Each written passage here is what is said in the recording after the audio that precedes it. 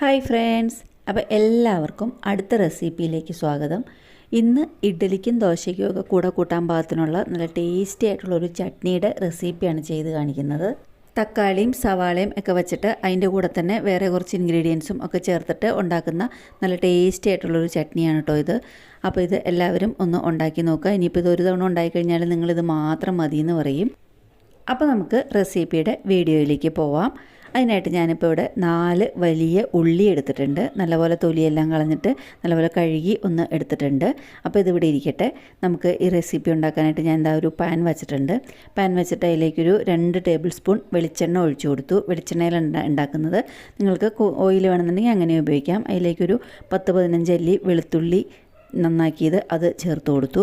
ഇതിപ്പോൾ വെളുത്തുള്ളി കൂടുതൽ വേണമെന്നുള്ളവർക്ക് അങ്ങനെയും ചേർക്കാം. ഇനിയിപ്പോൾ വലിയ വെളുത്തുള്ളിയാണെന്നുണ്ടെങ്കിൽ അങ്ങനെയുള്ളവർക്ക് ഒരു കുറച്ചായിട്ടും ചേർക്കാം. വെളുത്തുള്ളി എല്ലാം നിങ്ങളുടെ ടേസ്റ്റിനനുസരിച്ചിട്ട് ഇഷ്ടത്തിനനുസരിച്ചിട്ട് ചേർത്ത് കൊടുക്കുക. വെളുത്തുള്ളി വെളിച്ചെണ്ണയിൽ നല്ലപോലെ ഒന്ന് വരട്ടി എടുക്കണം.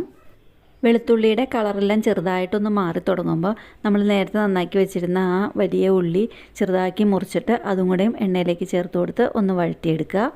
ചെറിയ ചൂടിലിട്ടിട്ട് ഇങ്ങനെ വഴറ്റിക്കൊണ്ടിരുന്നാൽ മതി കേട്ടോ. അത് ചെറിയ ചൂടിലിട്ടിട്ട് വഴറ്റിക്കൊണ്ടിരുന്നാൽ നല്ലപോലെ ഒന്ന് കളർ മാറി വരുന്ന സമയത്ത് വേണം നമുക്ക് ബാക്കിയുള്ള സാധനങ്ങൾ ചേർത്ത് കൊടുക്കാനായിട്ട്. അപ്പോൾ അത് വഴന്ന് വരുന്തോറും ഉള്ളിയുടെ അളവ് കുറഞ്ഞു വരും. ഇപ്പോൾ അത് ഉള്ളി ചെറുതായിട്ട് കളറെല്ലാം മാറി തുടങ്ങിയിട്ടുണ്ട്.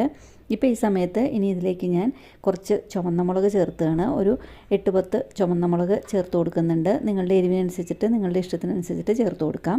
അപ്പോൾ ഞാനിപ്പോൾ ഇവിടെ ഒരു 8-10 ചുവന്ന മുളകേ ചേർത്ത് കൊടുത്തിട്ടുള്ളൂ. മുളകും കൂടിയും ഉള്ളിയുടെ കൂടെ നന്നായിട്ട് യോജിച്ച് നല്ലപോലെ ഒന്ന് വഴന്ന് നല്ലപോലെ മൂത്ത് വരുന്ന സമയത്ത് അതിലേക്ക് ഞാനൊരു സാമാന്യം വലിപ്പത്തിലുള്ള ഒരു തക്കാളി ചെറുതായി മുറിച്ചത് അതും ചേർത്ത് കൊടുക്കുകയാണ്.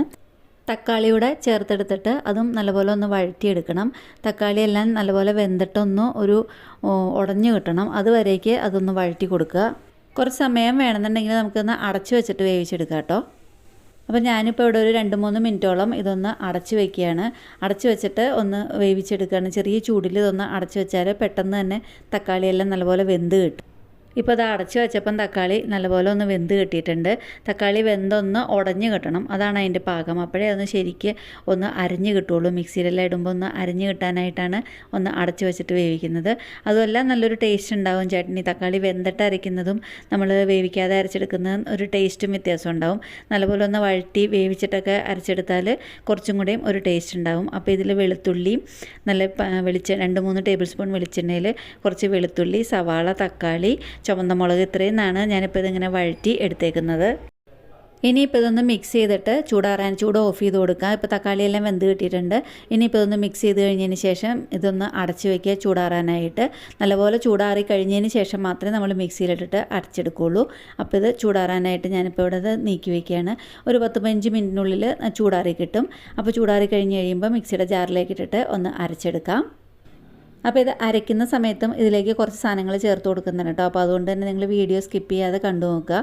അപ്പോൾ ഇത് ചൂടാറി കഴിഞ്ഞ് കഴിയുമ്പോൾ മിക്സിയുടെ ജാറിലേക്ക് ഇട്ട് കൊടുത്തിട്ടുണ്ട്. ഇനിയിപ്പോൾ ഇതിൽ നമ്മൾ നേരത്തെ ഉപ്പൊന്നും ചേർത്തിരുന്നില്ല. അപ്പോൾ അതുകൊണ്ട് തന്നെ ഇത് അരയ്ക്കാനായിട്ട് ഇതിലേക്ക് ആവശ്യത്തിനുള്ള ചട്നിക്ക് ആവശ്യത്തിനുള്ള ഉപ്പ് ചേർത്ത് കൊടുക്കുന്നുണ്ട്. ഉപ്പ് ചേർത്ത് കൊടുത്തു കഴിഞ്ഞതിന് ശേഷം വേറെ കുറച്ച് ഇൻഗ്രീഡിയൻസും കൂടെ ചേർത്ത് കൊടുക്കുന്നുണ്ട്. ആദ്യം ചെറുതായിട്ട് കുറച്ച് ഉപ്പ് ചേർത്ത് കൊടുക്കുക. അപ്പോൾ ഉപ്പ് കുറവുണ്ടെന്നുണ്ടെങ്കിൽ നമ്മൾക്ക് പിന്നെ അരയ്ക്കുമ്പം ചേർത്ത് കൊടുത്താൽ മതി. അപ്പോൾ ഞാനിപ്പോൾ ഇവിടെ കുറച്ച് ഉപ്പ് ചേർത്ത് കൊടുത്തിട്ടുണ്ട്. അത് ചേർത്ത് കൊടുത്തിട്ട് നമുക്കൊന്ന് അരച്ച് നോക്കാം. അപ്പോൾ അരച്ചിട്ട് ഉപ്പില്ലാന്നുണ്ടെങ്കിൽ മാത്രം കുറച്ച് ചേർത്ത് കൊടുത്താൽ മതി.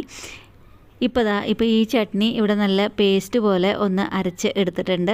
അപ്പോൾ ഇതിൽ നമ്മൾ തക്കാളിയെല്ലാം ചേർത്തേക്കുന്നതാണ്. അതുകൊണ്ട് തന്നെ തക്കാളിയുടെ ചെറിയ പുളിപ്പുണ്ടാവും. ആ പുളിപ്പൊന്ന് പോകാനായിട്ട് ഒരു ബാലൻസ് ചെയ്ത് കിട്ടാനായിട്ട് ഒരു 1/2 സ്പൂൺ ശർക്കരയുടെ പൊടി ചേർത്ത് കൊടുക്കുന്നുണ്ട്. പഞ്ചസാരയാണെന്നുണ്ടെങ്കിൽ അങ്ങനെയും ചേർത്ത് കൊടുത്താൽ മതി. ഞാനിപ്പോൾ ഇവിടെ ശർക്കരയാണ് ചേർത്ത് കൊടുക്കുന്നത്. ശർക്കരയും കൂടെ ചേർത്ത് കൊടുത്തു കഴിഞ്ഞിട്ട് നമുക്കിതൊന്ന് അരച്ചെടുക്കാം. അപ്പോൾ നല്ലപോലെ തക്കാളി ചേർത്തിട്ട് ചിലപ്പോൾ ഒരു ചെറിയൊരു പുളിപ്പുണ്ടാവും. അപ്പോൾ അതുകൊണ്ട് തന്നെ ആ പുളിയും എരിവും ഉപ്പും എല്ലാം ഒന്ന് ബാലൻസ് ചെയ്യാനായിട്ടാണ് ഒരു 1/2 സ്പൂൺ ശർക്കര ചേർത്ത് കൊടുത്തത്. ഇപ്പോൾ ആ ചട്നി ഇവിടെ അരച്ച് കിട്ടിയിട്ടുണ്ട്. ഇപ്പോൾ ഇതിനി ഇവിടെ നീക്കി വയ്ക്കാം. ഇനി ഇതൊന്ന് കടുക് വറുക്കാനായിട്ട് നമ്മൾക്ക് നോക്കാം. അപ്പോൾ ചട്നി ഇവിടെ വേറെ ഞാൻ ആ തക്കാളിയെല്ലാം വഴറ്റിയിരിക്കുന്ന ആ പാത്രത്തിലേക്ക് തന്നെയാണ് ചേർത്ത് കൊടുക്കുന്നത്. അപ്പോൾ അതിൽ കുറച്ച് ഓയിലിൻ്റെ അംശവും എല്ലാം ഉണ്ടായിരുന്നു. അതൊന്നും നമുക്ക് ഒട്ടും മിസ്സാവില്ല. അതിന് വേണ്ടിയിട്ടാണ് ഞാൻ ആ തക്കാളിക്ക് വഴറ്റിയ പാത്രത്തിലേക്ക് തന്നെ ചട്നി അരച്ചിട്ട് ചേർത്ത് കൊടുത്തേക്കുന്നത്. ഇനി ഈ ചട്നി നമ്മൾക്ക് മിക്സ് ചെയ്തെടുത്ത് കഴിഞ്ഞതിന് ശേഷം ഇതൊന്ന് കടുക് വറുത്തെടുക്കണം. ചട്നിയുടെ പണി ഇത്രയേ ഉള്ളൂ കേട്ടോ. ഇനി ഇതൊന്ന് കടുക് വറുത്താൽ മാത്രം മതി. ഇതിലൊട്ടും വെള്ളമൊന്നും ചേർത്തിട്ടില്ല, ഒട്ടും വെള്ളം ചേർക്കാതെയാണ് അരച്ചെടുത്തേക്കുന്നത്. വെള്ളം ഒട്ടും ചേർക്കാതിരിക്കാൻ ശ്രദ്ധിക്കണം. അപ്പോൾ അതാ ഒരു പാൻ വെച്ച് കൊടുത്തിട്ടുണ്ട്. അതിലേക്ക് പിന്നെയും 2 ടേബിൾ സ്പൂൺ കുക്കിംഗ് ഓയിൽ അല്ലെങ്കിൽ വെളിച്ചെണ്ണ, നിങ്ങൾ ഏത് ഓയിലാണോ നേരത്തെ തക്കാളി വഴറ്റിയത് അതേ ഓയിൽ തന്നെ ഒഴിച്ചു കൊടുക്കുക. പിന്നെ കടുക് ഇട്ട് കൊടുത്തിട്ടുണ്ട്. നിങ്ങളുടെ ഇഷ്ടത്തിനനുസരിച്ചിട്ടുള്ള അളവിൽ കടുക് ഇട്ട് കൊടുക്കുക. കടുക് നല്ലപോലെ പൊട്ടിക്കഴിഞ്ഞ് കഴിയുമ്പം അതുപോലെ തന്നെ ജീരകം ഒരു 1/2 സ്പൂൺ അല്ലെങ്കിൽ ഒരു 3/4 സ്പൂൺ ജീരകം ഇട്ട് കൊടുത്തിട്ടുണ്ട്. പിന്നെ കുറച്ച് ചുവന്ന മുളക് ഇട്ട് കൊടുക്കുക. ജീരകം നല്ലപോലെ മൂത്ത് കഴിയുമ്പം ചുവന്ന മുളകും കറിവേപ്പിലയും ഇട്ട് കൊടുത്തിട്ട് അത് നല്ലപോലെ ഒന്ന് മൂപ്പിച്ചെടുക്കുക. അപ്പോൾ ഇത്രയും സാധനങ്ങൾ മാത്രമേ ഉള്ളൂ. ഇത് ഫുള്ള് മൂപ്പിച്ച് കഴിഞ്ഞതിന് ശേഷം നമ്മൾക്ക് കുറച്ച് കായത്തിൻ്റെ പൊടി കൂടി ചേർത്ത് കൊടുക്കണം. ഒരു 1/2 സ്പൂൺ അല്ലെങ്കിൽ ഒരു ചെറിയൊരു അളവിൽ ഇഷ്ടമുള്ളവർക്ക് മാത്രം ചേർത്ത് കൊടുത്താൽ മതി. കായത്തിൻ്റെ ടേസ്റ്റും മണവും എല്ലാം ഇഷ്ടമുള്ളവർ മാത്രം കായത്തിൻ്റെ പൊടി കൂടി ചേർത്ത് കൊടുക്കുക. ആ കടുക് വറുത്തതും കൂടി നമ്മൾ ചട്നിയിലേക്ക് ചേർത്ത് കൊടുത്തിട്ടുണ്ട്. ഇപ്പോൾ ആ ചട്നി ഇവിടെ റെഡിയായി കിട്ടിയിട്ടുണ്ട്. ദോശയ്ക്കും ഇഡ്ഡലിക്കും നല്ല സൂപ്പർ കോമ്പിനേഷനാണ് ഈ ചട്നി. നിങ്ങളിപ്പോൾ ഇത് ഒരു തവണ ഉണ്ടാക്കി നോക്കിയാൽ നിങ്ങൾക്ക് പിന്നെ എന്നും ഇത് തന്നെ മതി എന്ന് പറയും. നിങ്ങൾ തേങ്ങാ ചട്നി ഒന്നും ഒരിക്കലും കഴിക്കുകയില്ല, അത്രയ്ക്ക് ടേസ്റ്റാണ് ഈ ചട്നിക്ക്.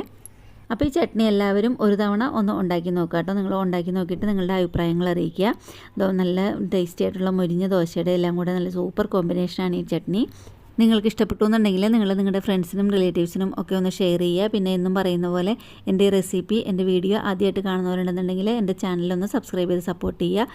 അതിൻ്റെ അടുത്തുള്ള കുഞ്ഞ് ബെല്ലൈക്കൺ പ്രസ് ചെയ്ത് അതിൽ ഓൾ എന്നുള്ള ഓപ്ഷൻ ക്ലിക്ക് ചെയ്താൽ ഞാനിതുപോലെ ഇടുന്ന പുതിയ വീഡിയോസിൻ്റെ നോട്ടിഫിക്കേഷൻ നിങ്ങൾക്ക് അപ്പം തന്നെ കിട്ടുന്നതായിരിക്കും. അപ്പോൾ ഇനിയും ഇതുപോലെ വെറൈറ്റി ആയിട്ടും ടേസ്റ്റി ആയിട്ടും നല്ല പെട്ടെന്നും ഉണ്ടാക്കാൻ പറ്റുന്ന വേറൊരു ബ്രേക്ക്ഫാസ്റ്റ് റെസിപ്പിയോ അല്ലെങ്കിൽ ലഞ്ചിനുള്ള എന്തെങ്കിലും കറി അല്ലെങ്കിൽ ഡിന്നർ റെസിപ്പി അങ്ങനെ എന്തെങ്കിലുമൊക്കെ ആയിട്ട് വീണ്ടും വരുന്നവരേക്കും താങ്ക്സ് ഫോർ വാച്ചിങ്.